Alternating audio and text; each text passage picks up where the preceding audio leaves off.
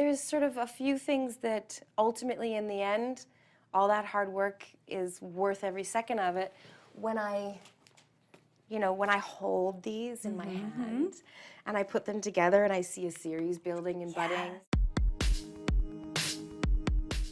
You have had a career where you've done a lot of different things before you got into acting and such, but where did writing still stay? Writing and I had this sort of relationship that I would qualify as being like a romantic movie or like a rom-com, and that we were always this close to meeting, and then it would I would go in another direction. When I was in university, I studied international relations and political science with a slant towards doing, diplomatic work or being an ambassador, something that would change the world, humanitarian work.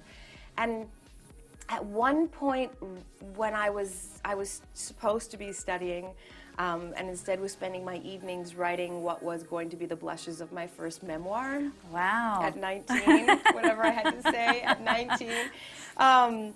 I started to realize, like, my English course was my favorite out of all of my courses, and the books that I was reading were incredibly inspiring. I remember specifically Sylvia Plath blew my mind, and I'd never read her before. And suddenly I realized maybe I'm kind of doing the wrong thing, and I started looking into the creative writing program at UBC, where I was going to university in Canada. And I filled out an entire application, and the application is enormous. You have to submit a lot of writing pieces, and I was waiting for my answer when I got the job on Lost. Yeah. And suddenly, this broke student was like, how much are you going to pay me to do what? So I took off to Hawaii, and I loved the experience of shooting the pilot of Lost, and that began a great big distraction for a little while. Right. And then probably somewhere around season 3 or 4, I found myself waking up and realizing this doesn't fulfill me the way it ought to. Yeah. And if it doesn't, then what will and what could? And again, that was the moment that I sort of looked back on my life and was like, oh, the thing I've always done, whether someone paid me to do it or not, was writing.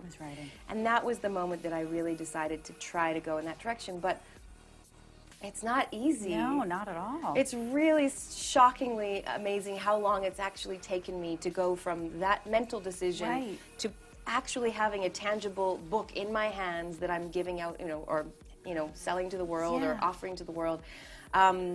So it's been a constant journey of also more sort of hit and misses of trying and failing, or trying and getting somewhere but not getting far enough, and just carrying on, With the Squickerwonkers, which is the first book that you released, where did the idea, how early in your life was it the kernel of an idea that then you were able to kind of look at and go, this is the thing I think I need to develop? Yeah, which is actually kind of funny. It's weird to me that became the choice, because it wasn't an incredibly conscious choice of this has to be my calling card. Oh, this is what defines me as a writer.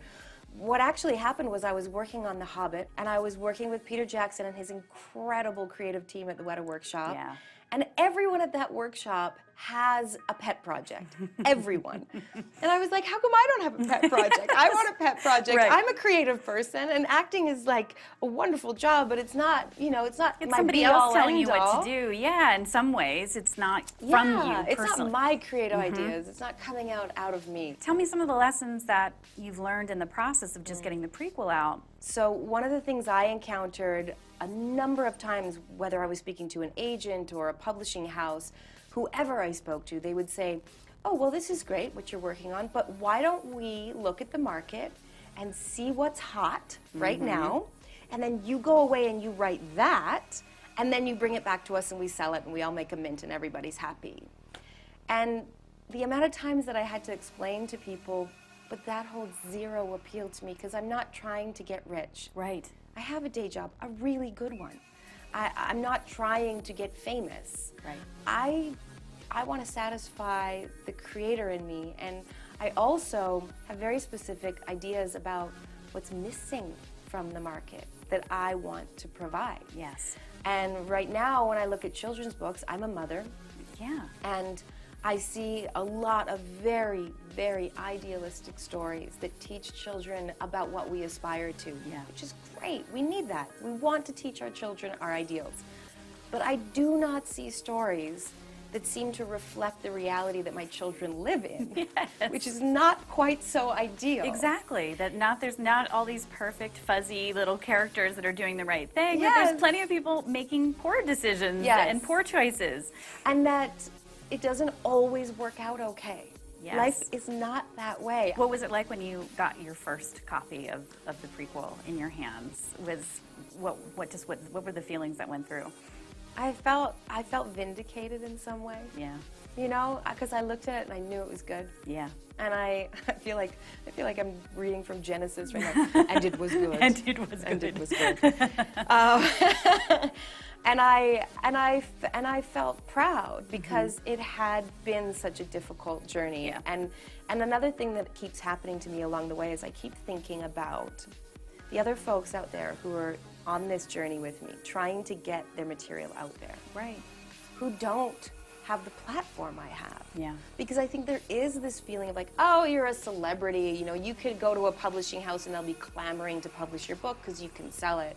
But nothing could be farther from the truth. In some ways, it's actually a problem. Right. Because there's a frustration and I think a fatigue surrounding these pet projects of Definitely. actors saying, oh, suddenly I want to write a book, and they don't really care about books. No, It's they sort had a of little idea and then they let somebody else help them with it, or exactly. And so I think there's a real jaded feeling about actors who want to write, and to try to convince people or make people understand, like, no, this is what I love, this is what I breathe, this is my world. You know, I wanted to ask about the latest Squickerwonkers book. So you have a new artist.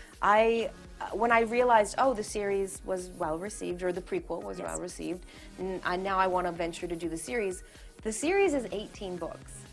I remember you've told it's ambitious. There's a lot of stories. It's a lot of stories to tell, and there's a reason it has to be 18 books. So I can't just say, oh well, forget it, I'll just make 5. Like, right. It just wouldn't work. It has to be that many. So I had to find somebody who I could work with. Who's in it Potentially for 18 years. Yeah. And so I spent 2 years looking before I found the guy I'm now working with, Rodrigo Bastos Didier. And ironically, before I even started looking, he had sent me Squickerwonkers fan art on Facebook. Hey, really? And I had liked his post and commented on his post saying how incredible his artwork was. And we met, and he showed me his work. And I told him outright, I said, listen, your work's incredible, but I just don't know that it's the right style for these books. And he said, I can do any style you need me to do. I'm an artist, I'll adapt. Tell me now, if someone's watching, where can they get the books, and what'll be the process? Because you are self-publishing as every year comes along and you have new titles for it. Yeah. Where is the home Where's the hub? Where's the hub? The Squickerwonkers hub is very easy to remember. It's the Squickerwonkers.com. Yay! We have all of our tour announcements when we go on tour with the books, if you want to get your copies signed by myself and Rodrigo. We have all of our news announcements, so that will be anytime there's anything new. I mean, whether it's an update on the website, or whether it's that there's a new book for sale, or a new audiobook for sale, because we also Because you create are audiobooks. narrating them, right? Yeah. You're doing each one, which is so wonderful. Yeah, and I produce them like heavily. So I Which work is with a great. composer. We have a soundtrack. We do sound effects. I do the voice now. The prequel we did with Sylvester McCoy, which was really fun. And then I got a lot of feedback from fans saying, I want to hear you read your books. Why, you're a performer. Why are you getting someone else to? So then I did the Demise of Sound with the Spoiled, and we'll do the rest of the series. Wonderful. And can I just tell you, letting my freak flag fly I bet is that must be so so fun. satisfying. That's awesome. It's so good.